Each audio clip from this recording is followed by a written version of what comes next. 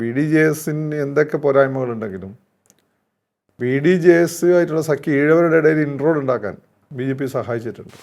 രാജീവ് തോറ്റിട്ടും തോൽവിയിലെ മികച്ച പഠനത്തിൽ ആശ്വാസം കണ്ടെത്തുന്ന ആളുമല്ല. അയാളെ സംബന്ധിച്ച വിജയം മാത്രമാണ് പ്രധാനം. ജമാഅത്ത് ഇസ്ലാമി ഉൾപ്പെടെയുള്ള സംഘടനകളായിട്ട് CPM മുമ്പ് സഹകരിച്ചിട്ടുണ്ട്. അങ്ങനെയാണ് ബി ജെ പി ആയിട്ട് സഹകരിച്ച് പോയാലെന്താ കുഴപ്പം? വട്ടിയൂർക്കാവിലും മുരളിയല്ലേ മത്സരിക്കുന്നത്. അതെ, അതിൻ്റെ ഒരു പ്രശ്നമേ ഉള്ളൂ. അവിടെ മുരളീനെ എവിടെ നിന്നും തോൽപ്പിച്ചിടാമെന്ന് തീരുമാനം അവരെടുത്തിട്ടുണ്ട്. അതിൻ്റെ അടുത്ത വർഷം ഒന്നീ മുഖ്യ പ്രതിപക്ഷമാകാം, അല്ലെങ്കിൽ അധികാരത്തിൽ വരാം. പക്ഷേ RSS എപ്പോഴും BJP പറയുന്നത് ചിന്തിക്കണമെന്നില്ല എന്ന് കഴിഞ്ഞ ലോക്സഭാ ഇലക്ഷൻ കാണിച്ചിട്ടുണ്ട്.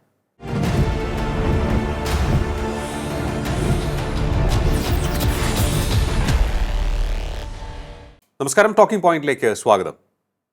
കേരളം നിർണായകമായ നിയമസഭാ തിരഞ്ഞെടുപ്പിലേക്ക് പോകുമ്പോൾ 3 മുന്നണികളും വളരെ സജീവമായ പ്രചാരണ പരിപാടികളിലേക്ക് കടന്നിട്ടുണ്ട്. വിവാദങ്ങളും പ്രതിഷേധങ്ങളും ഒരു സൈഡിലൂടെ പോകുന്നുണ്ട്. പക്ഷേ മുന്നണി നേതൃത്വങ്ങൾ ആത്മവിശ്വാസം പരസ്യമായി പ്രകടിപ്പിച്ച് മുന്നോട്ട് പോവുകയാണ്.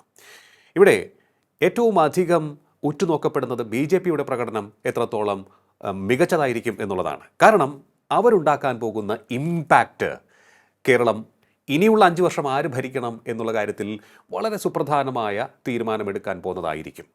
അതുകൊണ്ട് തന്നെ BJP ഉണ്ടാക്കിയിട്ടുള്ള സഖ്യങ്ങളും അവർ ഈ തിരഞ്ഞെടുപ്പിൽ പയറ്റാൻ പോകുന്ന തന്ത്രങ്ങളും ഇവിടെ പരിശോധിക്കപ്പെടുകയാണ്. നമ്മോടൊപ്പം ചേരുകയാണ് രാഷ്ട്രീയ നിരീക്ഷകൻ ശ്രീ ഫക്രുദ്ദീൻ അലി. നമസ്കാരം. ടോക്കിംഗ് പോയിന്റിലേക്ക് സ്വാഗതം.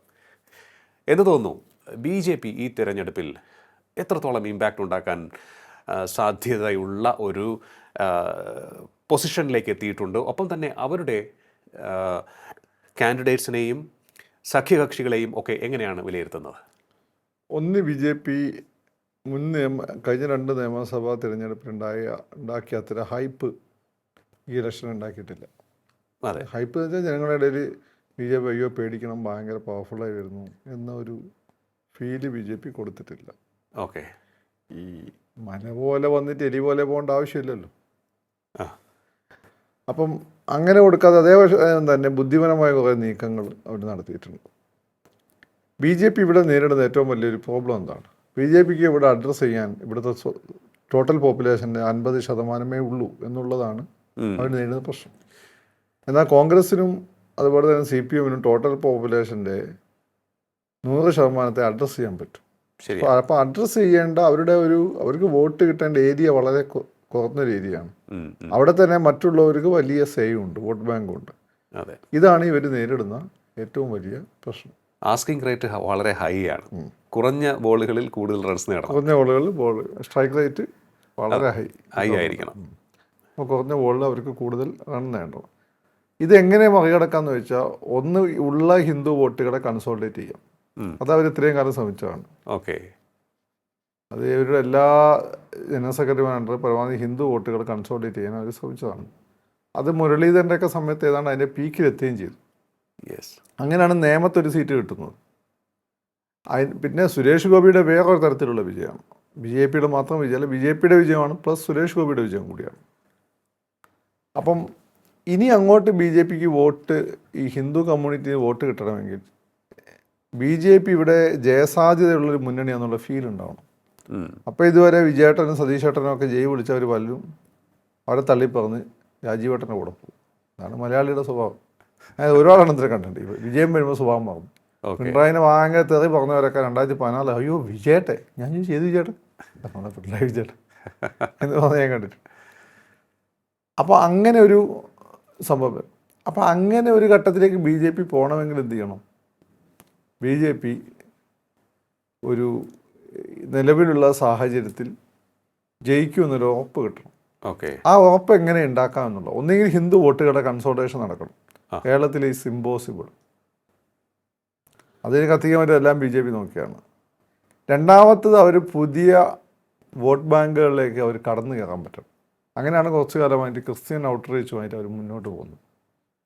അത് തൃശ്ശൂർ പോലെയുള്ള ചില സ്ഥലങ്ങളിൽ ലോക്സഭാ ഇലക്ഷൻ്റെ സമയത്ത് പേ ഓഫ് ചെയ്തിരുന്നു. എന്നാൽ മറ്റ് പല സ്ഥലങ്ങളിലും നടന്നിട്ടില്ല. എനിക്ക് ഈ ക്രിസ്ത്യൻ ഔട്ട്റീച്ചിനെക്കാൾ എനിക്ക് ഇതിലെ ഒരു മുസ്ലിംസിനിടയിൽ ഇതിന് നന്നായി കളിച്ച് കഴിഞ്ഞപ്പോൾ ഇതിന് നന്നായിട്ട് വോട്ട് കിട്ടിയായിരുന്നു. കഴിഞ്ഞ പഞ്ചായത്ത് ഇലക്ഷനിൽ ഭയങ്കര ദയനീയമായിരുന്നു പെർഫോമൻസ്. പിന്നെ 2, മുസ്ലിംസിനിടയിൽ ഒരു മാറ്റം കൊണ്ടുവരാനുള്ള ഒരു ശ്രമം വേണം. അതായത് വോട്ട് ബാങ്ക് വൈഡർ ആക്കുക എന്നുള്ള. അങ്ങനെ ആകുമ്പോൾ ജയസാധ്യത കൂടും. ജയസാധ്യത കൂടുമെന്ന് നോക്കുമ്പോൾ ഹിന്ദു വോട്ടുകളിൽ ഹിന്ദു വോട്ട് ബാങ്കിൽ അവരുടെ സ്ട്രൈക്കിംഗ് റേറ്റ് മെച്ചപ്പെടും. ഓക്കെ, ഇതാണ് അവിടെ സംഭവിക്കേണ്ട ഒരു കാര്യം. അപ്പോൾ ഇനി അടുത്തത് അത് എങ്ങനെ അങ്ങോട്ട് പോകുമെന്നല്ല. ക്രിസ്ത്യാനികളുടെ അടുത്ത് ഇവരെടുത്തുള്ള സ്ട്രാറ്റജി എന്താ? അപ്പോൾ കുര്യനെ പോലെ അനൂപ് ആന്റണിയെ പോലെ ജന്മനാ BJP-ക്കാരായ കുറച്ച് ആളുകളുണ്ട്. അതെ അതെ, അവർക്ക് ബെറ്റർ പ്ലേസ്മെൻറ്റുകളൊക്കെ കൊടുത്തു. പിന്നെ ഈ ക്രിസ്ത്യാനികളുടെ ഒരു കാര്യം എന്ന് വെച്ചാൽ ഈ മോഡേണിറ്റി ആയിട്ട് ബന്ധപ്പെട്ടുള്ള അധികാര കേന്ദ്രങ്ങൾ എങ്ങനെ നന്നായി ആക്ട് ചെയ്യാമെന്ന് ഇവർക്ക് അറിയാം. അതൊരു അടവാണല്ലോ. അതിൽ കുര്യൻ ഭയങ്കര മിടുക്കനാണ്. വളയാനും പൊളയാനും ചാടാനും അറിയാനൊക്കെ കുര്യൻ നല്ല ഫെസിലിറ്റേറ്ററാണ് ഡൽഹിയിൽ. അതുണ്ട്. പക്ഷേ എങ്കിൽ പോലും ഒരു മാസ് ആയിട്ട് വോട്ട് BJP-ക്ക് അനുകൂലമായി ക്രിസ്ത്യൻ കമ്മ്യൂണിറ്റിയിൽ നിന്ന് കിട്ടുന്നില്ല. അപ്പോൾ അവിടെ BJP എന്ന് പറഞ്ഞു പോയി കഴിഞ്ഞാൽ ഇത് തന്നെയായിരിക്കും അവസ്ഥ എന്ന് അവർക്കറിയാം. അവിടെയാണ് ഒരു ക്രിസ്ത്യൻ ലീഡർഷിപ്പുള്ള ഒരു പാർട്ടി മുന്നണിയിലേക്ക് വന്നാൽ ഒരു പക്ഷേ, കാരണം അവർ വോട്ട് ചെയ്യുന്ന താമരയ്ക്കല്ലല്ലോ, ഈ പാർട്ടിക്കാണല്ലോ. ഈ പാർട്ടിയാണെങ്കിൽ ഒരു പുതിയ ഭാവുകത്വമൊക്കെ മുന്നോട്ട് വെക്കുന്നത് ന്യൂ ജനറേഷൻ. പേര് തന്നെ 2020 ഉണ്ട്. 2020 ജോഷി സാറിൻ്റെ സിനിമയുടെ പേരാണ്. അങ്ങനെയുള്ളൊരു പാർട്ടിയാണ്. അപ്പോൾ അമേരിക്കയിലൊക്കെ അങ്ങനെയുള്ള യൂറോപ്പിലൊക്കെ അത്തരം പാർട്ടിയുണ്ട്, ഗ്രീൻ പാർട്ടി എന്നൊക്കെ പറഞ്ഞിട്ടുള്ള പാർട്ടിയാണ്. അല്ലാണ്ട് ഇൻ്റർനാഷണൽ പ്രോഗ്രസീവ് ഓർഗനൈസേഷൻ രാഷ്ട്രീയ പാർട്ടി പേര് കൊടുക്കണമെന്നില്ല. പേര് നിങ്ങൾക്ക് എന്തും കൊടുക്കാം. അങ്ങനെ പേരാണ് 2020 എന്നുള്ളത്. അപ്പോൾ 2020-യെ ഇതുവരെ BJP-യിലേക്ക് കൊണ്ടുവരാൻ ഇവർക്കാർക്കും പറ്റിയിരുന്നില്ല. രാജീവ് കൊണ്ടുവന്നെന്നുള്ളത് രാജീവിൻ്റെ വിജയമാണ്. അപ്പോൾ അത് ഞാൻ കണക്കാക്കുന്നത് എങ്ങനെയാണെന്ന് വെച്ചാൽ, രാജീവ് ഈ പറയുന്ന ഈ രീതിയിൽ വോട്ട് ബാങ്ക് വൈഡർ ചെയ്യാനുള്ള ശ്രമത്തിലാണ് എന്ന് തോന്നുന്നു. ഓക്കെ, അതായത് BJP അകന്ന് നിൽക്കുന്ന എന്നാൽ മറ്റു രാഷ്ട്രീയ പാർട്ടിയോട് യോജിക്കാൻ പറ്റാത്ത ഒരുപാടാണ്. അത് നല്ല പങ്കും ക്രിസ്ത്യാനികളാണ്. നിലവിലുള്ള സിസ്റ്റത്തിൽ ക്രിസ്ത്യാനിക്ക് പ്രായോഗിക ബുദ്ധി കൂടുതലാണ്. ഓക്കെ, മതമായിട്ട് ബന്ധപ്പെട്ട വലിയ ഇമോഷൻസ് ഒന്നുമില്ല. അത് മുസ്ലിമായിട്ട് ബന്ധപ്പെട്ട് വരുമ്പോൾ അവർക്ക് മതമായിട്ട് ബന്ധപ്പെട്ട ഇമോഷൻസ് ഉള്ളൂ, അല്ലാതെ പ്രശ്നമൊന്നുമില്ല. അപ്പോൾ അവരെ ആ കൂട്ടത്തിൽപ്പെട്ട കുറച്ച് ആളുകളെ BJP-യെ പരിചയപ്പെടുത്താൻ വേണ്ടി അവസരമായിട്ടാണ് ഈ 2020 ആയിട്ടുള്ള ബന്ധത്തെ ഞാൻ കാണുന്നത്. ഇത് മുമ്പ് അവർക്ക് പേ ഓഫ് ചെയ്തിട്ടുണ്ട്. ഇപ്പോൾ BDJS-ന് എന്തൊക്കെ പോരായ്മകളുണ്ടെങ്കിലും BDJS ആയിട്ടുള്ള സഖ്യ ഈഴവരുടെ ഇടയിൽ ഇൻട്രോഡ് ഉണ്ടാക്കാൻ BJP സഹായിച്ചിട്ടുണ്ട്. കാരണം അതൊരു ഈഴവരുടെ പക്ഷത്തിൽ നിന്ന് നായർ പാർട്ടിയായിരുന്നു എന്നുള്ളത് അത് മാറ്റിയെടുക്കാൻ പറ്റിയിട്ടുണ്ട്. അത് പക്ഷേ ഇപ്പോൾ ഈഴവ വോട്ട് അതിൻ്റെ സാച്ചുറേഷൻ പോയിന്റിലാണ്. പിന്നെ BDJS-നെ നേഴ്സ് ചെയ്തിട്ടില്ല എന്നുള്ള പ്രശ്നമുണ്ട്. BDJS-നെ നേഴ്സ് ചെയ്തെന്ന് വെച്ചാൽ അത് BJP-യും അർഹിക്കുന്ന പരിഗണന കൊടുത്തില്ല. BDJS-നെ വളർത്തിക്കൊണ്ടുവരാൻ തുഷാർ ശ്രമിച്ചിട്ടില്ല. തുഷാർ വണ്ടിക്കറി നടക്കുന്നല്ല. ഒരു പാർട്ടി ഉണ്ടാക്കി വളർത്തിക്കൊണ്ടുവരാത്ര ചില കാര്യമൊന്നുമല്ല. അതിന് SNDP കൊണ്ടു നടക്കുന്ന പോലെ ഒരു പാർട്ടി കൊണ്ടു നടക്കാൻ പറ്റില്ല. അതിൽ തുഷാറിനും പരാജയമുണ്ട്. തോറ്റു കഴിഞ്ഞാലും പാർട്ടിയെ ശക്തമായി നിലനിർത്താനുള്ള ശ്രമം വേണം. നിങ്ങൾ ജയിച്ചിട്ട് അന്ന് ഒരു ദിവസം വന്ന് അന്നപ്പം തന്നെ ഇലക്ഷന് ജയിക്കാൻ നിങ്ങളാര്? ഇവിടെ കോൺഗ്രസ് എത്ര ഇലക്ഷൻ തോറ്റിട്ട് ജയിച്ചത്? കമ്മ്യൂണിസ്റ്റ് പാർട്ടി എത്ര ഇലക്ഷൻ തോറ്റിട്ട് ജയിച്ചത്? നിങ്ങൾ ആം ആദ്മി പാർട്ടി. ആദ്യം മനസ്സിലാക്കണം. അപ്പോൾ ഇങ്ങനെയൊക്കെയുള്ള പ്രോബ്ലം ഉണ്ട് ആ BDJS-ന്. പക്ഷേ BDJS-ൻ്റെ കാര്യത്തിൽ ഈഴവ വോട്ട് എങ്ങനെ സ്വാധീനിക്കാമെന്നുള്ള BJP-യുടെ ശ്രമം വലിയ തോതിൽ വിജയമായിരുന്നു. അത് സത്യമാണ്.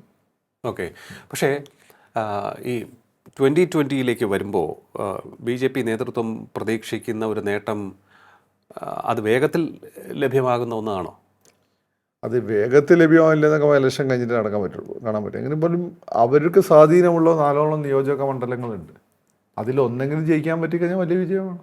അല്ല, ഞാൻ ചോദിക്കാൻ കാര്യം 2020-യുടെ കുറേയേറെ പ്രവർത്തകരും നേതാക്കളുമൊക്കെ തന്നെ BJP-യുമായുള്ള ബന്ധത്തിൻ്റെ തുടർച്ചയായി കൊഴിഞ്ഞു പോവുകയുണ്ടായി. അതാണ് അവരൊക്കെ മുസ്ലിം ക്രിസ്ത്യൻ നേതാക്കന്മാർ കൊഴിഞ്ഞു പോയിട്ടുണ്ട്. എങ്കിലും 1-2 സീറ്റുകൾ ഇപ്പോഴും അവർക്ക് ജയസാധ്യതയുണ്ട്. 4 സീറ്റുകളിൽ 2 സീറ്റുകളായി ചുരുങ്ങിയിട്ടുണ്ട്. ഓക്കെ, അതിപ്പോൾ BJP-യുടെ വോട്ട് കൂടി കയറുമ്പോൾ വിന്നബിൾ സിറ്റുവേഷനിലേക്ക് വരുന്നുണ്ടോ? വിന്നേഴ്സ് ഇപ്പം നമുക്ക് സാധ്യതയുണ്ട്. നമുക്ക് എങ്ങനെ പോകും എന്നിപ്പോൾ പറയാൻ പറ്റില്ല. അപ്പം അങ്ങനെ 1-2 സീറ്റുകൾ അവർ ജയിച്ചു കഴിഞ്ഞാൽ പിന്നെ BJP-യെ പറ്റിയുള്ള ഇമേജ് തന്നെ മാറും. മനസ്സിലായി. മാത്രമല്ല ഇവർക്കും കൂടുതൽ ഇൻട്രോഡ്സ് ഉണ്ടാക്കാൻ പറ്റും. ഇപ്പോൾ കേരളത്തിൽ നിങ്ങൾ ഏത് പുതിയ രാഷ്ട്രീയ പാർട്ടി വന്നാലും അതിൻ്റെ ഏറ്റവും തലപ്പത്തുണ്ടാകുക ക്രിസ്ത്യാനികളാണ്. നോക്കിയാൽ മതി. ഇപ്പം ഉത്തരേന്ത്യ മാത്രമുള്ള പല പാർട്ടികളും കേരളത്തിലുണ്ട്. അതിൻ്റെയൊക്കെ നേതാക്കന്മാർ ക്രിസ്ത്യാനികളായിരിക്കും. നോക്കിയാൽ എന്താ സംഭവം എന്ന് വെച്ചാൽ ഇവർക്ക് അതിൻ്റെ നിലവിലുള്ള സിസ്റ്റത്തിൽ അവർ അസംതൃപ്തരാണ്.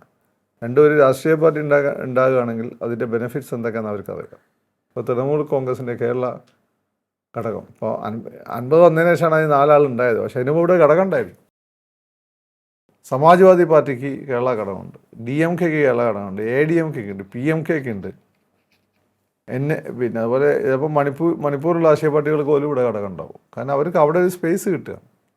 അപ്പോൾ അങ്ങനെ നോക്കുമ്പോൾ കുറച്ചുകൂടി റിയലിസ്റ്റിക് ആകുമ്പോൾ ചിന്തിക്കുമ്പോൾ സാബു ആണെങ്കിൽ ഈ പറയുന്ന നിലവിലുള്ള സിസ്റ്റത്തിന് പുറത്താണ് നേതാക്കന്മാരെ തിരയുന്നത്.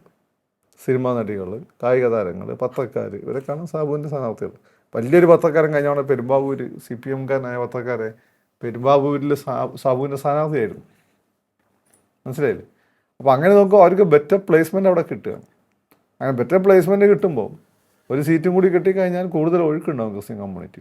പിന്നെ ഒരു പ്രശ്നമുള്ളത് അവിടെയുള്ള ജാതി, പിന്നെ ക്രിസ്ത്യാനികളെ ഈ പറയുന്ന റെപ്രസെൻ്റ് ചെയ്ത സഭകളാണ്, പല സഭകൾ. ഈ സഭകൾക്കെല്ലാം ഒരു പൊതുവായിട്ടുള്ള സംഘടന കേരള കോൺഗ്രസ് ആയിരുന്നു. കേരള കോൺഗ്രസ് അതിൻ്റെ ചരിത്രപരമായ ദൗത്യം നിർവഹിച്ച് ഇപ്പോൾ ഏതാണ്ട് അതിൻ്റെ കാലയവനികൾക്കുള്ളിലേക്ക് പതുക്കെ മറഞ്ഞുകൊണ്ടിരിക്കുകയാണ്. അപ്പോൾ ക്രിസ്ത്യാനിറ്റിയെ സംബന്ധിച്ചിടത്തോളം അവർ സംസാരിക്കാൻ ഇപ്പോൾ അവർ ഇന്ന് നേരെ സഭകളിലെ പിണറായി വിജയനും മോഡിയൊക്കെ ആയിട്ട് സംസാരിക്കുന്നതാണ്. പക്ഷേ അവർക്ക് എഫിഷ്യൻ്റായിട്ട് അവർക്ക് വിശ്വസിക്കാൻ കൊള്ളാവുന്ന ഒരു മീഡിയേറ്റർ ഉണ്ടെങ്കിൽ അതാണ് നല്ലത്. ആ സ്ഥലത്തേക്ക് സാബു ഉയർന്നു വരുമോ എന്നൊക്കെ ഈ ഇലക്ഷൻ റിസൾട്ട് വരുമ്പം കാണാം. പക്ഷേ സാബു ജേക്കബ് കണ്ടെത്തിയിട്ടുള്ള സ്ഥാനാർത്ഥികൾ അങ്ങ് പറഞ്ഞ പോലെ അവരെ ജനങ്ങൾ എത്രത്തോളം ആക്സെപ്റ്റ് ചെയ്യുമെന്നുള്ള ഒരു സംശയമില്ലേ? ജനം പലരും കണ്ടെത്തിയ സ്ഥാനാർത്ഥികളെ ജനം എത്രത്തോളം ആക്സെപ്റ്റ് ചെയ്യുന്നുള്ള ചോദ്യമുണ്ട്. പിന്നെ സാബുവിൻ്റെ കാര്യത്തിൽ പറ്റി കഴിഞ്ഞാൽ 2 സിനിമാ നടികളെ അദ്ദേഹം കണ്ടെത്തുകയും അത് തെറ്റൊന്നുമല്ല, സിനിമാ നടിയൊക്കെ പലപ്പോഴും രാഷ്ട്രീയമൊക്കെ ഉണ്ടാവും. അവർക്ക് പക്ഷേ അവിടെ വോട്ടില്ലാതെ പോയത് ഒരു തമാശയ്ക്ക് കാരണമായിട്ടുണ്ട്. അങ്ങനെ അവരത് ശ്രദ്ധിച്ചിട്ടുണ്ടാവില്ല. ഒരു വൺസ് വോട്ടപ്പട്ടിക പേരുണ്ടെങ്കിൽ കാലാകാലം പേരുണ്ടാവുമെന്നായിരിക്കും വിചാരിച്ചിട്ടുണ്ടാവും. ഓക്കെ, ഇവർ ഏതായാലും ഒരു ദിവസം കൊണ്ട് കണ്ടെത്തിയായിരിക്കില്ല, ഇവർ സാബുക്കായിട്ട് യോജിച്ച് പോകുന്നവരായിരിക്കും. അതുകൊണ്ട് തന്നെ എതിർ രാഷ്ട്രീയ പാർട്ടികൾ മുൻകൂട്ടി തന്നെ കണ്ടിട്ട് അവരുടെ പേര് വെട്ടിയിട്ടുണ്ടാവും. ഇത് സംഭവിച്ചു. സുരേഷ് ഗോപി ഒരു ദിവസം വോട്ട് ചെയ്യാൻ പോയ സമയത്ത് അയാളുടെ കുടുംബത്തിൽ വേറൊരാൾക്ക് വോട്ടില്ലായിരുന്നു. എന്നിട്ട് ഈ ബാലറ്റ് മേടിച്ചിട്ട് വോട്ട് ചെയ്യാതെ തിരിച്ചു പോകും. അങ്ങനെ പ്രതിസന്ധി എണ്ണം പണ്ടുണ്ടാക്കിയിരുന്നു. എന്നിട്ട് പിന്നെ ഇലക്ഷൻ പ്രൊസീജിയറിൽ തന്നെ വലിയ മാറ്റങ്ങളൊക്കെ വരുത്തി. അങ്ങനെ ഒരു സിറ്റുവേഷൻ വന്നാൽ എന്ത് ചെയ്യണമെന്ന് അന്ന് എവിടെയും പറയുന്നില്ല. സുരേഷ് ഗോപി കാരണം അങ്ങനെ അതിപ്പം പറയുന്നില്ല. ഒരാൾ ബാലറ്റ് മേടിച്ചു, അയാൾ ബാലറ്റ് ഓണായി, അയാൾ വോട്ട് ചെയ്യുന്നില്ല, എന്ത് ചെയ്യും എന്നിപ്പം പഠിപ്പിക്കുന്നുണ്ട്. അപ്പം അതങ്ങനെ വെട്ടിയതാവാനാണ് സാധ്യത. പക്ഷെ അതൊരു തമാശ ഉണ്ടായി, ഇത്രയും സീരിയസ്നെസ് ഇവർക്കുള്ളൂ എന്നുള്ളൊരു ഫീൽ. ഈ സിനിമാ നടികൾ എന്നാൽ ജയിക്കില്ല എന്നൊന്നും ഞാൻ പറയില്ല. ഇവിടെ തന്നെ ഇന്നസെൻ്റ് ജയിച്ചു എന്ത് പൊളിറ്റിക്സ് വന്നിട്ട് ഒന്നുമല്ലല്ലോ. ഇന്നസെൻ്റ് താരത്തിന് കിട്ടുന്നൊരു 5-10% വോട്ട് പ്ലസ് LDFൻ്റെ വോട്ടും കൂടിയിട്ടാണ് ഇന്നസെൻ്റ് ജയിക്കുന്നത്. അടുത്ത അതുപോലെ ഈ സിനിമാ നടികളും ചിലപ്പോൾ ജയിച്ചെന്നൊക്കെ വരും, അതില്ലാന്ന് ഞാൻ പറയുന്നില്ല. പക്ഷേ കാരണം എന്താ, പക്ഷേ അതേസമയം തന്നെ അവർക്ക് വോട്ട് അവിടെ ഉണ്ടാകണമെന്ന് അവർ ഉറപ്പുവരുത്തുന്നുണ്ടായിരുന്നു. മുമ്പ് ഏതോ ഇലക്ഷൻ 1-2 സ്ഥലത്തൊക്കെ നാട്ടുകാരെൻ്റെ പേര് പറഞ്ഞു. അപ്പം അന്ന് കേട്ടോ ഞാനിത് വലിയ സീരിയസ് ആക്കില്ല. പക്ഷെ ഒരു കാര്യം ഞാൻ ഉറപ്പുവരുത്തി, ഇൻ കേസ് വല്ലതും വരികയാണെങ്കിൽ വോട്ടേഴ്സ് ലിസ്റ്റിൽ പേര് വേണ്ടേ. അതൊരു പോയിൻ്റാണ്. കാരണം പലരും ഇപ്പോൾ ഈ ഒരു വിഷയത്തിൽ പരുങ്ങലിലും ആയിട്ടുണ്ട് പലപ്പോഴും. പറഞ്ഞതുപോലെ ഈ നമ്മൾ BJP-യിലേക്ക് നോക്കുകയാണെന്നുണ്ടെങ്കിൽ അവരുടെ വോട്ട് ബേസ് ശരിയാണ്, താങ്കൾ പറഞ്ഞതുപോലെ കുറേ കൂടി വൈഡൻ ചെയ്യണം. കുറേ കൂടി അവർക്ക് ആശ്രയിക്കാൻ സാധിക്കുന്ന പ്ലാറ്റ്ഫോമുകളുടെ എണ്ണം കൂടണം. ഞങ്ങൾക്ക് വോട്ട് ഇന്ന പ്ലാറ്റ്ഫോമുകളിൽ നിന്ന് കൂടി കിട്ടും എന്ന ഒരു ഉറപ്പ് അവർക്ക് വരേണ്ടതുണ്ടെന്ന് തോന്നുന്നു കേരളത്തിൽ ശക്തമായ മുന്നേറ്റം ഉണ്ടാക്കാൻ. അതുപോലെ തന്നെ മറ്റൊരു വളരെ ഫലപ്രദമായൊരു തന്ത്രം തന്നെയല്ലേ അവർ വിന്നബിലിറ്റി അല്ലെങ്കിൽ ജയസാധ്യത കൂടുതലുള്ള മണ്ഡലങ്ങളിൽ കൂടുതൽ ശ്രദ്ധ കേന്ദ്രീകരിച്ചുകൊണ്ട് സീറ്റ് നേടുക. നമ്പർ ഓഫ് സീറ്റ് പണ്ട് 1 പിന്നീട് 0 ഇപ്പോൾ വീണ്ടും അത് പലരും 2 മുതൽ 10 വരെയുള്ള സീറ്റ് നേടാൻ സാധ്യതയുണ്ടെന്ന് പറയുന്നു. അപ്പോൾ സീറ്റുകളുടെ എണ്ണം കൂട്ടുക, അതിലൂടെ ജനങ്ങളുടെ വിശ്വാസത്തിലേക്ക് കടക്കുക, ആ ഒരു തന്ത്രം കൂടി അവരുടെ ഭാഗത്തു നിന്ന് വരുന്നുണ്ടെന്ന് തോന്നുന്നു. അത് എന്തായാലും കോൺസെൻട്രേഷൻ ഓഫ് പവർ എന്ന് പറയുന്നത് പോലെ കോൺസെൻട്രേഷൻ ഓഫ് ശ്രദ്ധ അല്ലെങ്കിൽ അവരുടെ പ്രചരണത്തിൻ്റെ പൂർണ്ണ തോതിലുള്ള ഒരു പ്രയോഗം ഈ ജയസാധ്യതയുള്ള സ്ഥലങ്ങളിലേക്ക് ചുരുക്കാൻ അവർ തീരുമാനിച്ചത് അതൊരു നല്ലൊരു തന്ത്രമല്ലേ? രാജീവിനെ സംബന്ധിച്ചിടത്തോളം രാജീവ് ഈ പറയുന്ന വിർച്വൽ റിയാലിറ്റികളിൽ വിശ്വസിക്കുന്ന ഒരാളല്ല. ഓക്കെ, രാജീവ് തോറ്റിട്ടും തോൽവിയിലെ മികച്ച പഠനത്തിൽ ആശ്വാസം കണ്ടെത്തുന്ന ആളുമല്ല. അയാളെ സംബന്ധിച്ച വിജയം മാത്രമാണ് പ്രധാനം. അപ്പോൾ രാജീവിനെ സംബന്ധിച്ചിടത്തോളം ഇപ്പോൾ 10,000 വോട്ടിനാണ് തിരുവനന്തപുരം തോറ്റതെന്നുള്ള രാജീവിന് ആശ്വാസമല്ല, ജയിക്കാൻ പറ്റിയില്ല എന്നുള്ളതാണ് രാജീവിൻ്റെ പ്രശ്നം. അപ്പോൾ അതേപോലെ രാജീവ് ഈ വോട്ട് ഷെയർ 5% രാജീവിന് അത് പ്രശ്നമല്ല. പക്ഷെ 2 സീറ്റെങ്കിലും ജയിച്ചിരിക്കും. ഓക്കെ, അതാണ് അപ്പം അങ്ങനെ വരുമ്പോഴുള്ള കാര്യം എന്ന് വെച്ചാൽ പല അപ്രധാനമായ സ്ഥലങ്ങളിലെയും സ്ഥാനാർത്ഥികളെയൊക്കെ ചിലപ്പം വേണ്ട രീതിയിൽ പരിഗണിച്ചിട്ടുണ്ടാവില്ല. ഫണ്ടാണെങ്കിലും പ്രവർത്തനമാണെങ്കിലും പ്രധാനപ്പെട്ട 30ഓളം മണ്ഡലങ്ങളിലേക്ക് ചുരുക്കാൻ സാധ്യത. അതെ അതെ. പിന്നെ ഈ സഖ്യം നിർണായകമായതുകൊണ്ട് ചില ജയസാധ്യതയുള്ള ഇപ്പം എറണാകുളത്തെ ഒരു പ്രധാനപ്പെട്ട സീറ്റ് ഒരു ഭരിക്കുന്ന കോർപ്പറേഷൻ മുനിസിപ്പാലിറ്റിയുള്ള സീറ്റ് വിട്ടുകൊടുത്തിട്ടുണ്ട്. ആർക്ക്? ഈ പറയുന്ന 2020 അവർ നമ്മുടെ ഗോപാലകൃഷ്ണൻ മത്സരിക്കേണ്ടിയിരുന്ന അവർക്ക് കുറച്ച് സാധ്യതയുള്ള കൊടുങ്ങല്ലൂർ സീറ്റ് വിട്ടുകൊടുത്തിട്ടുണ്ട്. അതൊക്കെ ചെയ്യേണ്ടതായിട്ട് വരും. അത് മറ്റ് സീറ്റുകളിൽ അതിൻ്റെ ഗുണം കിട്ടാൻ വേണ്ടിയിട്ടാണ്. ഓക്കെ. അപ്പം രാജീവ് നോക്കുന്ന വെച്ചാൽ ഒന്ന് ഈ രീതി തന്നെ ഈ 2020 ഒക്കെ ആയിട്ടുള്ള ബന്ധം മറ്റു പല രീതിയിലും ഗുണമായിന്ന് വരും ഈ സാധ്യതയുള്ള സ്ഥലങ്ങളിൽ. പിന്നെ BJP ഏറ്റവും കൂടുതൽ സാധ്യതയുള്ള 2 സ്ഥലങ്ങൾ, ഒന്ന് തൃശ്ശൂരും ഒന്ന് സെൻട്രൽ ട്രാവൻകൂറാണ്. ഇവിടെ വളരെ ഇമ്പോർട്ടൻ്റ് ആയിട്ടുള്ള ക്രിസ്ത്യൻ വോട്ട് ഷെയർ ഉണ്ട്. അപ്പോൾ അവിടെങ്ങളിലെല്ലാം തന്നെ ഇൻട്രോഡ്സ് ഉണ്ടാക്കാൻ പറ്റിയ അതൊരു വിജയമാണ്. സാബു ആണെങ്കിൽ സാബു, കുര്യനാണെങ്കിൽ കുര്യൻ, നോബിൾ മാത്യു. അതുകൊണ്ടല്ലേ നോബിൾ മാത്യുവിനെ പിടിച്ച് പുറത്തിരുന്നു. ഇതിനായിട്ട് പണ്ടേ കുറച്ച് ഇളക്കം കൂടുതലാണ്. കൂടിക്കൂടി വന്ന് ജന്മനാ BJP കുര്യനെ വരെ കുത്തി ഇത് പുറത്ത് കളഞ്ഞു എന്നാണ് അതിൻ്റെ കാര്യം. നോബിൾ മാത്യു ഒരു സീസൺഡ് പൊളിറ്റീഷ്യനാണ്. അയാൾ അന്നത്തെ പണ്ടത്തെ അയാൾ BJP ചേർന്ന സമയത്തെ കളി കണ്ടപ്പോൾ എനിക്ക് തോന്നിയാണ് ഈ വണ്ടി അധികം ഓടുകയല്ല. അപ്പോൾ എടുത്ത് പുറത്ത് കളഞ്ഞു. ഇനി പിന്നെ അവർ BJP ചെയ്യാൻ സാധ്യതയുള്ളൊരു കാര്യം എന്ന് വെച്ചാൽ ഇവരുടെ കോമൺ ശത്രു LDF and UDF. LDF and BJP UDF ആണ്. UDFനോട് അവർക്ക് വിയോജിക്കാൻ കാരണമുണ്ട്. ഈ UDFനെ ഇൻഡയറക്റ്റ്ലി നിയന്ത്രിക്കുന്ന ലീഗാണെന്നും ലീഗിനെ ഇപ്പോൾ നിയന്ത്രിക്കുന്നത് ജമാഅത്ത് ഇസ്ലാമിയാണ് എന്നുള്ളൊരു ഫീല് അവരുടെ വളരെ സജീവമാണ്. CPMനെ സംബന്ധിച്ചിടത്തോളം മൂന്നാം ഭരണം ഉറപ്പുവരുത്തുന്നുള്ള അവരുടെ ആവശ്യമാണ്. കോൺഗ്രസിന് മുമ്പ് പരസ്യമായി തന്നെ BJPയോട് വോട്ട് മേടിച്ച ചരിത്രമുണ്ട്. അങ്ങനെ LDFനെ പല സമയത്തും അവർ പരാജയപ്പെടുത്തിയത്. അന്ന് LDF ഒരു ആദർശം പറഞ്ഞ് ഇവരെ മാറ്റി നിർത്തി. 10 ആദർശം വേണമെന്ന് അവർ പിന്നെ മാത്രമല്ല ജമാഅത്ത് ഇസ്ലാമി ഉൾപ്പെടെയുള്ള സംഘടനകളായിട്ട് CPM മുമ്പ് സഹകരിച്ചിട്ടുണ്ട്. അങ്ങനെയാണ് BJP ആയിട്ട് സഹകരിച്ച് പോയാലെന്താ കുഴപ്പം? അല്ല, ഇപ്പം UDFിലെ പല നേതാക്കളും ഇത് പറയുന്നുണ്ട്. അല്ല, അവർക്കത് പറയാൻ എന്താ അവകാശം? അവർ പരസ്യമായി വോട്ട് മേടിച്ചിട്ടില്ലേ?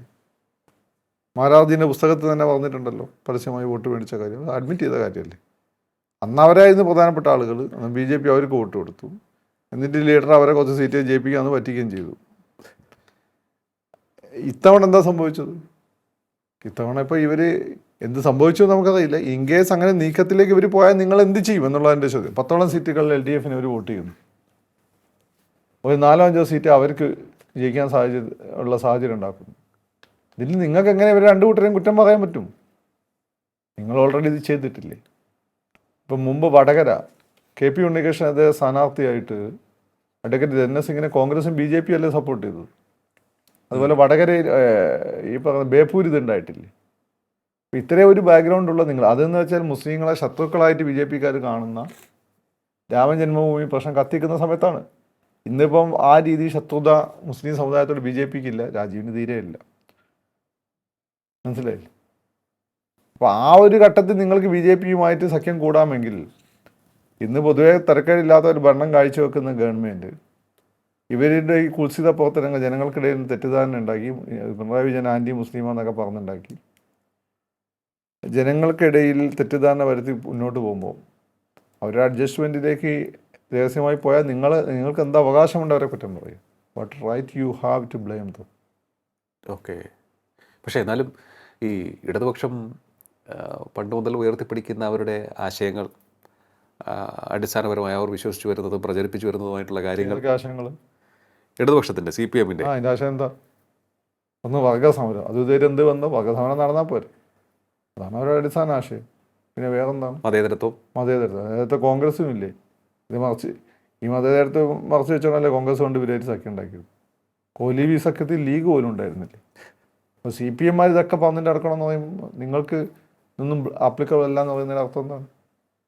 അപ്പോൾ ഞാൻ ചോദിക്കട്ടെ, നമ്മുടെ പൊളിറ്റിക്സ് വലിയൊരു റെവല്യൂഷണറി ചേഞ്ചിലേക്ക് പോവുകയാണെന്ന് പറഞ്ഞാൽ നമുക്ക് തള്ളിക്കളയാൻ പറ്റില്ല അല്ലേ? റെവല്യൂഷൻ എന്നുള്ള വാക്കൊക്കെ വിട്. Massive change. Why should we go after revolution? അതിൻ്റെ കാലം കഴിഞ്ഞു. ഒരു മാസീവ് ചേഞ്ച്, ആർക്ക് ആരുമായി വേണമെങ്കിലും സഖ്യമുണ്ടാക്കാൻ സാധിക്കുന്ന ഒരു തരത്തിലേക്ക് നമ്മുടെ പൊളിറ്റിക്സ് മാറിക്കഴിഞ്ഞു. After all it's business and manipulation. Electoral politics is after all business and manipulation. Manipulation എന്ന് ഞാൻ പറയുന്നത് വോട്ടിംഗ് യന്ത്രം കേടാക്കുന്ന പരിപാടിയല്ല, അത് ഹൈജാക്ക് ചെയ്യുന്ന പരിപാടിയല്ല. ഞാൻ പറയുന്നത് ഇവർ വളരെ കൃത്യമായിട്ട് ജാതീയമായിട്ടും മതപരമായിട്ടുള്ള വോട്ടുകൾ ഫിക്സ് ചെയ്യുകയും അല്ലാത്ത രീതിയിൽ ഫിക്സ് ചെയ്യുകയൊക്കെ ചെയ്യുന്നുണ്ട്. ഓക്കെ, ആളുകൾ വന്ന് വോട്ടൊക്കെ ചെയ്യും, പക്ഷെ ആ വോട്ട് ചെയ്യുന്ന ആളുകളുടെ വിചാരത്തെ തീരുമാനിക്കുന്നത് പുറത്തുള്ള ഒരുപാട് ഘടകങ്ങളാണ്. ഓക്കെ, തമിഴ്നാട്ടിലാണെങ്കിൽ പട്ടച്ചാരായം കൊടുത്താൽ മതി, 500 രൂപയും പാക്കറ്റിൽ കിട്ടുന്ന ചാരായം ഉണ്ട് അവിടെ, അതും ഒരു ബിരിയാണിയും കൂടി കൊടുത്താൽ അവിടെ ഇപ്പോൾ ഗ്യാസ് കുറ്റിയൊക്കെ കൊടുക്കുന്നുണ്ട്, മോട്ടോർ സൈക്കിൾ കൊടുക്കുന്നുണ്ട്, സ്ത്രീകൾക്ക് എത്രയോ 1000 രൂപ മാസം. അല്ല, ഇതല്ല, ഇത് ഇല്ലീഗലായിട്ട് ഇലക്ഷൻ്റെ തലേന്ന് ഒരു ഗ്രാമത്തിൽ കൊണ്ടുവച്ച് ഇതങ്ങ് കൊടുക്കും. അത് കൊടുക്കുന്നവന് ആൾ വോട്ട് ചെയ്യും. 2 ആളുകൾ കൊടുത്താൽ കൂടുതൽ കൊടുത്താലും അവന് വോട്ട് ചെയ്യും. ഇങ്ങനെയൊക്കെ നടക്കുന്നുണ്ട്. ഇതൊന്നും ഇവിടെ നടക്കുന്നില്ലല്ലോ. അപ്പം ഇവിടെ തന്ത്രപരമായിട്ട് BJP യും CPM അങ്ങനെ അങ്ങ് തീരുമാനിച്ചു കഴിഞ്ഞാൽ നിങ്ങൾക്ക് അവരെ ബ്ലെയിം ചെയ്യാനൊന്നും പറ്റില്ല. ഓക്കെ, അത് അത്തരത്തിലൊരു സഖ്യത്തെക്കുറിച്ച് ചോദിക്കുമ്പോൾ ഇടതുപക്ഷവും ഒപ്പം തന്നെ BJP അവർ അംഗീകരിക്കണോ? എങ്കിൽ പോലും ചില സ്ഥലങ്ങളിലൊക്കെ തന്നെ നമ്മൾ നോക്കുമ്പോൾ പലപ്പോഴും ഈ എതിരാളികളെ വിമർശിക്കുന്നതിൻ്റെ ഒരു മൂർച്ച വെച്ച് നോക്കുമ്പോൾ അത് നിങ്ങൾക്ക് മനസ്സിലായില്ലേ? ഈ കള്ളത്തരം കാണിക്കുമ്പോഴാണ് ഏറ്റവും കൂടുതൽ വിമർശിക്കുക, ഏറ്റവും കൂടുതൽ ശത്രു എന്ന് കാണിക്കുക. കള്ളത്തരം കാണിക്കുന്നില്ല, അത്ര കാണിക്കില്ല. അത് നോക്കിയാൽ മതി. ഓക്കെ, കള്ളത്തരം കാണിക്കുന്നതിൻ്റെ ഭയങ്കര വിമർശനമായിരിക്കും. അങ്ങനെ ആളുകളെ കൺവിൻസ് ചെയ്യിക്കണ്ടേ? It is not an easy task.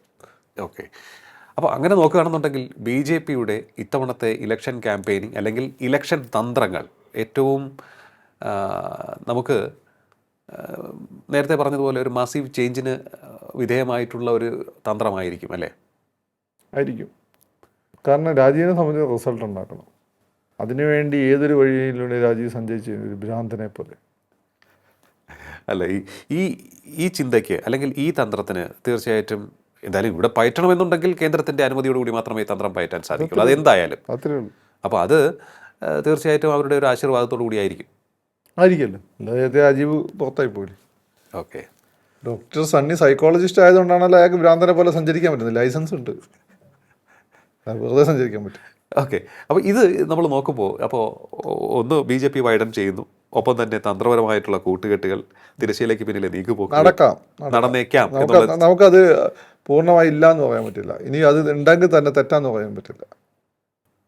Because you have already done it. How can you blame them? Okay, what right you have? Okay, അപ്പോൾ ആ ഒരു തലത്തിലേക്കാണ് കാര്യങ്ങൾ പോയിക്കൊണ്ടിരിക്കുന്നത്. അപ്പോൾ അങ്ങനെ നോക്കുമ്പോൾ നമ്മൾ പരിശോധിക്കുകയാണെന്നുണ്ടെങ്കിൽ ഒരു കൊടുക്കൽ വാങ്ങൽ നടക്കാനുള്ള സാധ്യതയുണ്ട്. അങ്ങനെയാണെങ്കിൽ തീർച്ചയായിട്ടും നടക്കും, അതൊക്കെ ഉണ്ടാവും ഉറപ്പായിട്ടും. അപ്പോൾ BJPക്ക് ഒരു n നമ്പർ ഓഫ് സീറ്റ്സ് അവർ അഷ്വർ ചെയ്തിട്ടുണ്ടാകണം ഒക്കെ സാധ്യതയാണ്. ഈ രാഷ്ട്രീയത്തിൻ്റെ ഓരോ നിലവിലുള്ള സാഹചര്യത്തിൽ കോൺഗ്രസും BJP ആയിട്ട് സഖ്യത്തിന് സാധ്യതയില്ല. കാരണം എന്ന് വെച്ചാൽ അവർ മെയിൻ ശത്രുക്കളാണ് രാജ്യത്ത്. മാത്രമല്ല വലിയ രീതിയിൽ അകന്നു നിൽക്കുന്ന രാഹുൽ ഗാന്ധിയും മോഡിയും തമ്മിലുള്ള അകൽച്ച പൂർണ്ണമാണ്. സോണിയാഗാന്ധിയും അമിത്ഷായും തമ്മിലുള്ള അകൽച്ച പൂർണ്ണമാണ്. അതിനിടയിൽ സൗഹൃദത്തിൻ്റെ ഒരു സ്പേസ് ഇല്ല. പക്ഷേ കേരളത്തിൽ മാത്രമാണ് LDF അല്ലെങ്കിൽ CPM സംവിധാനമുള്ളൂ. അപ്പോൾ അവരുടെ ലക്ഷ്യം എന്ന് വെച്ചാൽ ഈ കേരളത്തിൽ മികച്ച ജീവിതാവസരവും ജീവിതാനുഭവം ഉണ്ടാക്കി കൊടുക്കുകയും കേരളത്തിൽ ജനങ്ങളെ സേവ് ചെയ്യാന്നുള്ളൂ. കേരളത്തിൽ മാത്രം മതി സെക്കുലറിസം, അത് നിലനിർത്താൻ അവർക്കറിയാം. ഓക്കെ, അപ്പോൾ അത്തരത്തിലുള്ള ഒരു നീക്കുപോക്കിലേക്ക് പോവുകയാണ് എന്നുണ്ടെങ്കിൽ ഈ പറഞ്ഞു കേൾക്കുന്ന ഈ സാധ്യതകളുടെ ഒരു കലയാണല്ലോ രാഷ്ട്രീയം എന്ന് പറയുന്നത്. ഈ സാധ്യത പരമാവധി പ്രയോജനപ്പെടുത്തുന്നത് കൊണ്ട് യാതൊരു കുഴപ്പമില്ല. മറ്റൊന്ന്, നമ്മളിപ്പോൾ നോക്കുമ്പോൾ ഈ BJPയുടെ പല മുതിർന്ന നേതാക്കളും ഇന്ന് മത്സരരംഗത്തുണ്ട്. ചിലരെയൊക്കെ മാറ്റി നിർത്തിയിട്ടുണ്ട്, അല്ലെങ്കിൽ അവർ മാറി നിന്നിട്ടും ഉണ്ട്. ഈ പ്രധാനപ്പെട്ട നേതാക്കൾക്ക് എല്ലാം നൽകിയിരിക്കുന്നതും സാധ്യതയുള്ള സീറ്റുകൾ തന്നെയാണ്. നിയമമാണെങ്കിലും കഴക്കൂട്ടമാണെങ്കിലും കാട്ടാക്കടയിലുണ്ട്. അപ്പോൾ കാട്ടാക്കടയുണ്ട്, പാലക്കാടുണ്ട്, മഞ്ചേശ്വരമൊക്കെയുണ്ട്. അപ്പോൾ അതുപോലെ കുമ്മനം രാജശേഖരൻ മത്സരിക്കുന്നുണ്ട്. മുതിർന്ന നേതാക്കളെല്ലാം മത്സരരംഗത്തുണ്ട്. ഇവർക്കൊക്കെ എത്രത്തോളം ഈ മുതിർന്ന നേതാക്കളുടെ കാര്യങ്ങൾ പരിശോധിക്കുമ്പോൾ ആ മത്സരിക്കുന്ന സീറ്റിൻ്റെ എല്ലാം തന്നെ ചരിത്രവും വർത്തമാനവും പരിശോധിക്കുമ്പോൾ ജയസാധ്യത എത്രത്തോളം ഉണ്ടെന്നാണ് തോന്നുന്നത്? ജയസാധ്യത എന്ന് പറയുമ്പോൾ അവർക്കൊരു 10 വരെ സീറ്റുകൾ ഏറ്റവും അനുകൂലമായ സാഹചര്യത്തിൽ അവർക്ക് നേടാം. നേടാം. പിന്നെ നമുക്കൊരു ഒരു ഏറ്റവും നമ്മൾ 5 വരെ അവർക്ക് ശരിക്കും അവരർഹിക്കുന്നുണ്ട്. 5 വരെ അർഹിക്കുന്നുള്ളൂ.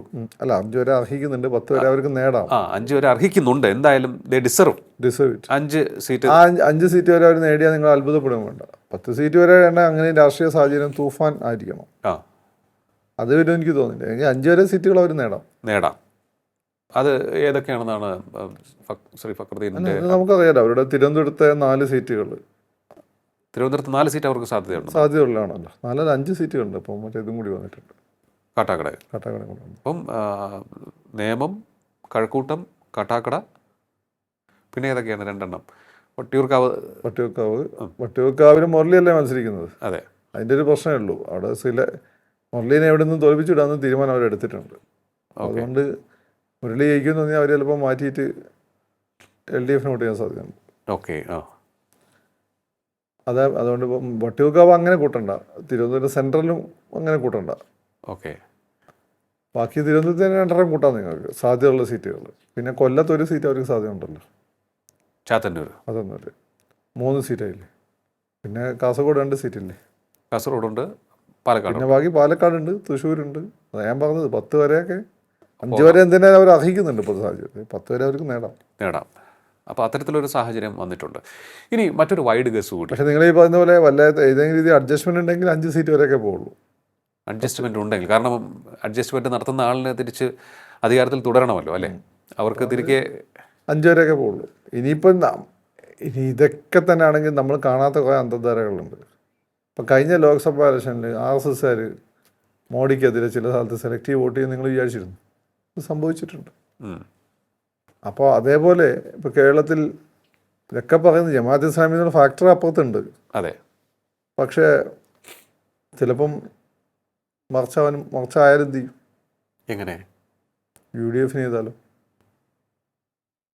അതിൻ്റെ പ്രശ്നം കിടക്കുന്നത് UDF ചെയ്ത് കഴിഞ്ഞാൽ പിന്നെയും BJPക്കാർ ഇവിടെ അധികാരത്തിൽ വരാൻ 10 വർഷം പിന്നെയും വെയിറ്റ് ചെയ്യേണ്ടി വരും. ഇതാണ് അതിൻ്റെ അടുത്ത വർഷം ഒന്നെങ്കിൽ മുഖ്യ പ്രതിപക്ഷമാകാം, അല്ലെങ്കിൽ അധികാരത്തിൽ വരാം. പക്ഷേ RSS എപ്പോഴും BJP പറയുന്നത് ചിന്തിക്കണമെന്നില്ല എന്ന് കഴിഞ്ഞ ലോക്സഭാ ഇലക്ഷൻ കാണിച്ചിട്ടുണ്ട്. ഇതൊരു ഫാക്ടറാണ്. നമ്മൾ ഈ പുറത്തുള്ള കളിയെ കാണുന്നുണ്ട്. RSSൻ്റെ ചില കളികൾ മൊസാദിന് പോലും ആലോചിക്കാൻ പറ്റാത്ത കളികളാണ്. അതുകൂടി നമ്മൾ മുൻകൂട്ടി കാണണം, അല്ലെങ്കിൽ നമ്മൾ ആസായി പോകും. അവരുടെ ഉള്ളിൽ എന്താ നമുക്കറിയില്ലല്ലോ. അതെ, അതിനൊരു സാധ്യതയുണ്ട്, അല്ലേ? അവർക്ക് വേറെ കണക്കുകളാണ്. ഈ നമ്മൾ മൊസാദും അമേരിക്കയൊക്കെ 100 വർഷം 200 വർഷത്തെ പ്ലാൻ വെച്ചിട്ടാണ് ഓരോ യുദ്ധം ചെയ്യുന്നത്. അതുപോലെ RSS അങ്ങനെയുള്ള പ്ലാൻ വെച്ചിട്ടാണ് ചെയ്യുന്നത്. ആർക്കും അറിയാത്തതാണ്. അത് മറ്റ് സംഘടനകൾ കാണുന്ന പോലെ RSSനെ കാണും. അത്തരത്തിലൊരു പ്രാധാന്യവും RSS BJP ശക്തിപ്പെടുന്നതിന് കോൺഗ്രസിനെല്ലാം സപ്പോർട്ട് ചെയ്തുകൊണ്ട് അപ്പോൾ കോൺഗ്രസ് സമരം ചെയ്യും, ഇപ്പോൾ കോൺഗ്രസ് സപ്പോർട്ടും ചെയ്യും. അങ്ങനെയൊക്കെ RSS നിങ്ങൾ മനസ്സിലായിട്ടില്ല. പക്ഷേ കേരളത്തിലെ സാഹചര്യത്തിൽ നേരത്തെ നമ്മൾ പറഞ്ഞതുപോലെ തന്നെ അവർക്ക് കോൺഗ്രസിനെ സപ്പോർട്ട് ചെയ്യുന്ന സാഹചര്യം നിലവിലില്ലല്ലോ. അവർക്കിപ്പോൾ BJPക്ക് ഇല്ല. RSSൻ്റെ എന്ന് വെച്ചാൽ RSSനെ സംബന്ധിച്ച് വേറെ അജണ്ട ഉണ്ട് അവർക്ക്. അപ്പോൾ അതിന് നമ്മൾ കാണുന്നതായിരിക്കില്ല അവരുടെ അജണ്ട. കഴിഞ്ഞ ലോക്സഭാ ഇലക്ഷൻ എന്താ സംഭവിച്ചത്? എന്തുകൊണ്ടാണ് UPയിലും മഹാരാഷ്ട്രയിലും സീറ്റ് വെറുതെ പോയത്? രാഹുൽ ഗാന്ധി യാത്ര നടത്തി പോയതാ. രാഹുൽ ഗാന്ധി എത്ര ദിവസം UPയിലുണ്ടായിരുന്നു? മനസ്സിലായില്ലേ? അപ്പോൾ എന്തുകൊണ്ട് മറ്റ് സ്ഥലങ്ങളിൽ ഈ ഒരു മാറ്റം വന്നില്ല? രാഹുൽ ഗാന്ധി ഏറ്റവും കൂടുതൽ ഒന്നും ബീഹാറിലാണ് ഉണ്ടായത്. അവിടെ എന്താ ഒരു മാറ്റം ഉണ്ടാകാതിരുന്നു? അത് കൃത്യമായിട്ട് BJPയുടെ ഹുങ്കിന് RSS കൊടുത്തൊരു അടിയായിരുന്നു. അതെ. എന്താ വെച്ചാൽ കംഫർട്ടബിൾ മെജോറിറ്റിയോട് കൂടി അധികാരത്തിൽ വരല്ലോ. അപ്പോൾ RSSനെ സംബന്ധിച്ചോ അവർക്ക് BJP പറയുന്നതിനപ്പുറമായിട്ട് അവർക്കൊരു പ്ലാനുണ്ട്, അവർക്കൊരു വിഷനുണ്ട്. ആ വിഷൻ എങ്ങനെയാണ് നമുക്ക് അത് റിസൾട്ട് വന്നതിന് ശേഷം നമ്മൾ അറിയുമല്ലോ. പക്ഷെ അത് നമുക്കറിയാമെന്ന് അവരറിയണം, അല്ലെങ്കിൽ നമ്മൾ മണ്ടന്മാരായിപ്പോകും. നമുക്കും അറിയാം നിങ്ങൾ എന്തൊക്കെ പ്ലാൻ ചെയ്യുന്നുണ്ട്. അത് ചിലപ്പം BJP അറിയുന്ന പോലെ ആയിരിക്കില്ല എന്ന് നമ്മൾ അറിയണം, അത്രേ ഉള്ളൂ. അവർ കൂടി നമുക്കറിയാവുന്ന അവരും കൂടി അറിയണം, അത്രേ ഉള്ളൂ.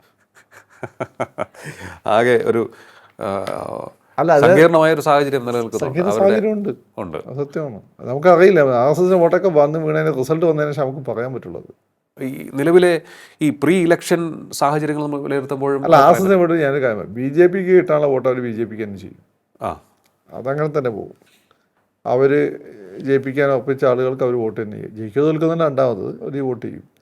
അത് കഴിഞ്ഞിട്ട് അവർ ഏതെങ്കിലും ടാക്റ്റിക്കൽ വോട്ട് ചെയ്യണമെന്ന് അവർ ഏതെങ്കിലും കാരണം കൊണ്ട് തീരുമാനിച്ചാൽ അതെങ്ങനെയെന്ന് ഇപ്പം പറയാൻ പറ്റില്ല. പക്ഷേ ആ ടാക്റ്റിക്കൽ വോട്ടിലൂടെ റിസൾട്ടിനെ സ്വാധീനിക്കാൻ തക്ക എണ്ണം കേരളത്തിൽ ഇപ്പം ഉണ്ടല്ലോ, ആർഎസ്എസിനുണ്ട്. ഉണ്ട്. ആർഎസ്എസിനുണ്ട്. ഓക്കെ. അപ്പോൾ അത് കേരളം ആര് ഭരിക്കണം തീരുമാനിക്കാൻ ആർഎസ്എസിന് പറ്റും. നിലവിൽ സാധിക്കും. പിന്നെ ഓക്കെ.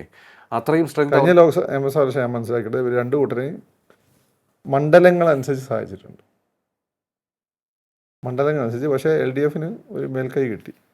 മണ്ഡലങ്ങളനുസരിച്ച് സഹായിച്ചിട്ടുണ്ട്. അവർക്ക് വേണ്ടപ്പെട്ട ആളുകൾ എല്ലാ രാഷ്ട്രീയ പാർട്ടികളുണ്ട്, ഇൻക്ലൂഡിങ് ലീഗിൽ എന്നാണ് എനിക്ക് തോന്നിയിട്ടുള്ളത്. ജമാഅത്ത് ഇസ്ലാമിയായിട്ട് അവസ്ഥ ചർച്ച നടത്തിയിട്ടില്ലേ. അവരെ സംബന്ധിച്ച് അവർക്കൊരു വിഷനുണ്ട്. ആ വിഷൻ നല്ല ക്ലാരിറ്റി ആണ്. അതിന് ഏത് വഴി അവർ സ്വീകരിക്കും. അപ്പോൾ ഞാൻ പറഞ്ഞത് മറ്റു സംഘടനകളെ നിങ്ങൾ നോക്കുമ്പോൾ ആർഎസ്എസിന് ഏതാണ്ട് മൊസാദിനെ കാണുന്ന പോലെ കാണണം. അപ്പോൾ എന്തായാലും തീർച്ചയായിട്ടും നമ്മൾ ലോക്സഭാ തെരഞ്ഞെടുപ്പിന് ശേഷം എനിക്ക് തോന്നുന്നു BJP നേതൃത്വം RSS നേതൃത്വവുമായി ഒരു സന്ധിയിൽ എത്തിയിട്ടുണ്ട്, കൂടുതൽ രമ്യതയിൽ എത്തിയിട്ടുണ്ട്. ആ ഒരു അതാണ് ഞാൻ പറഞ്ഞത്. ഈ സാധ്യത എന്ന് പറയുമ്പോൾ BJPയുടെ സ്ഥാനാർത്ഥികളെ പിന്നെ അവരുടെ A ക്ലാസ് മണ്ഡലങ്ങൾ ജയിപ്പിക്കുന്ന കാര്യത്തിൽ അഭിപ്രായ വ്യത്യാസമൊന്നുമില്ല. ഓക്കെ. പക്ഷേ ബാക്കി പ്രദേശങ്ങൾ കിടക്കുന്നുണ്ടല്ലോ, അവിടെ ഇവർക്കൊരു സേ ഉണ്ടല്ലോ. അതെങ്ങനെ വേണമെന്ന് അവർക്ക് തീരുമാനിക്കും. അത് അവർ സ്വയം തീരുമാനിക്കുന്നതായിരിക്കും. മറ്റുള്ളവരുടെ അത് RSS വേറെ തീരുമാനിക്കും. ഓക്കെ. ഇപ്പം BJP അടുത്ത ഇലക്ഷന് ഭരണം പിടിക്കും നിങ്ങൾ പ്രതീക്ഷിക്കുന്നുണ്ട്? ഇല്ലല്ലോ. ഇല്ല. അപ്പം പിന്നെ RSS എന്താ ചെയ്യുക? പരമാവധി MLA-മാർ അവർക്ക് ഉണ്ടാക്കി കൊടുക്കാനുള്ള വഴി ആലോചിക്കും. അതവർ ചെയ്യും. അത് കഴിഞ്ഞിട്ട് ബാക്കി അവർക്ക് വേറെ എന്തെങ്കിലും അജണ്ട ഉണ്ടെങ്കിൽ അതും കൂടി നടപ്പിലാക്കും. ഓക്കെ. അപ്പോൾ എന്തായാലും അത്തരത്തിലൊരു സാഹചര്യം നിലനിൽക്കുന്നു. BJPക്ക് 5 സീറ്റ് വരെ അർഹതപ്പെട്ടതാണ്. അവർക്ക് ദേ ഡിസർവ് 5 സീറ്റ് അവർ അർഹിക്കുന്നുണ്ട്. 10 വരെ പോകാം. അതും നേടിയാൽ അത്ഭുതപ്പെടാനുമില്ല. പക്ഷേ ഈ നീക്കുപോക്കുകളുടെ സാധ്യത തള്ളിക്കളയാനാവില്ല. ആ നീക്കുപോക്കുകൾ ഉണ്ടെങ്കിൽ BJP 5 സീറ്റ് പ്രത്യക്ഷത്തിൽ കാണുന്ന നീക്കുപോക്ക് ഇത് മാത്രമാണ്. പക്ഷെ അത് മാത്രം നിങ്ങൾ വിചാരിക്കേണ്ട, മറ്റ് നീക്കുപോക്കുകളുണ്ട്, ഒട്ടേറെ ഉണ്ടാവാം. നമുക്കറിയില്ല, പറയാൻ. പക്ഷേ ഇന്ത്യയിലെ പിന്നെ പാർലമെന്റ് രാഷ്ട്രീയത്തിൻ്റെ ചരിത്രവും രാഷ്ട്രീയ പാർട്ടികളുടെ ചരിത്രമൊക്കെ നമ്മൾ പഠിക്കുമ്പോൾ മനസ്സിലാക്കുമ്പോൾ നമുക്ക് മറ്റ് പല വിധത്തിലുള്ള സാധ്യതകൾ തള്ളിക്കളയാൻ പറ്റില്ല. അത്രയേറെ ഫാർ സൈറ്റഡ് ആയിട്ടുള്ള ആശയങ്ങളുമായി നടക്കുന്ന പ്രസ്ഥാനങ്ങൾ ഉണ്ട് ഇപ്പോഴും. RSS അവരാണ് 100 കൊല്ലം no split, no controversy inside. Okay. എനിക്കൊന്ന് ലോകത്ത് തന്നെ അത്തരത്തിലൊരു സംഭവം വേറെ ഉണ്ടാവാനുള്ള സാധ്യത. അതൊക്കെ ചാരസംഘടനയാണ്.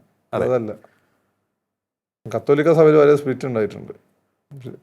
പക്ഷേ RSS ഉണ്ടായിട്ടില്ല. So far no split. അതെ, അവരുടെ പിന്നിൽ വലിയൊരു മെക്കാനിസം വർക്ക് ചെയ്യുന്നുണ്ട്, വലിയൊരു ടീമുണ്ട് നമ്മൾ വിചാരിക്കുന്നതിനപ്പുറത്തേക്ക്. ആ ടീമിൻ്റെ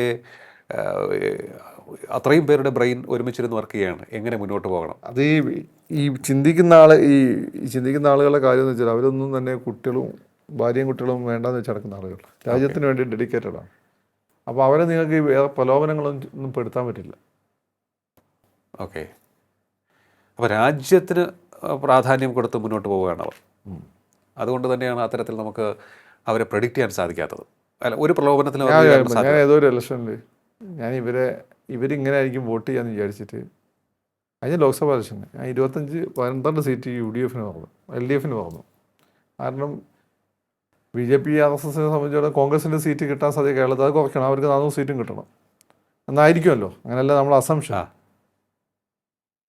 പക്ഷേ ഇലക്ഷനൊക്കെ കഴിഞ്ഞതിന് ശേഷം ഞാൻ എൻ്റെ ഒരു സുഹൃത്ത് ഒരു സംഘത്തിൻ്റെ ഒരു ആളെ സംസാരിച്ചു. അപ്പോൾ എന്നോട് നീ പറയുന്നത് നടക്കില്ല, 4-5 സീറ്റ് കിട്ടിയാൽ LDFന് കിട്ടിയാൽ ഭാഗ്യം പരമാവധി. അവർ പറഞ്ഞിടത്തില്ല കാര്യം വന്നത്. അതെ, നമ്മളെ പരാജയങ്ങൾ പാഠം പഠിക്കണമല്ലോ. അതെ.